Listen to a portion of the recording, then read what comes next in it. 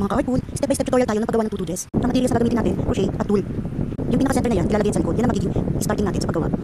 Yung pinakababa, unang butas, yun ang lalagyan natin. Bali yung tulle, ipapasok lang natin isa-isa hanggang maputuloy ang circle na yan. Tama paglagay ng tulle, magsisimpla ka sa ilalim.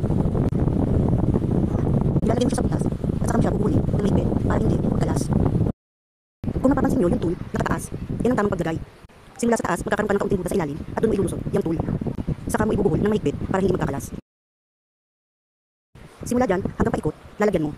Hanggang mapuno mo yung pinaka-first layer ng butas.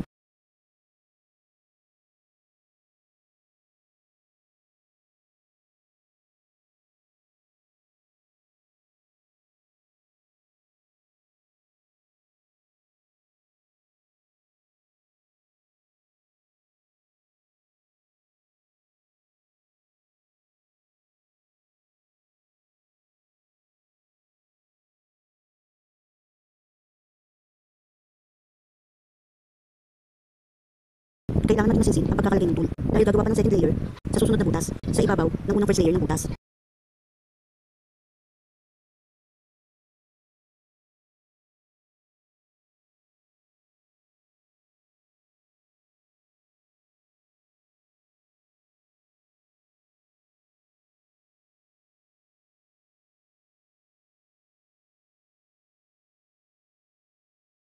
Ito na ang pinaka-first layer na nagawa natin. Kung mapapansin nyo, manipis siya, kaya kailangan patunan pa natin ang second layer.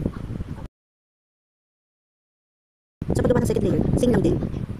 Bali magiging alternate ang pagkabit ng mga sa butas. Yung unang layer na kinabit mo, magiging alternate lang sa second layer ng butas.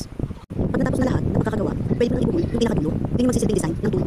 Kailangan isa-isahin mo rin yung pinakadulo ng tulle sa pagbubuhol.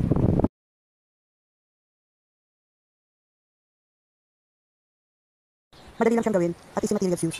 Ito na ang pinaka-finished product. Sana nagustuhan niyo ang video na to at may natutunan kayo. Don't forget to like, share, and subscribe. Thank you!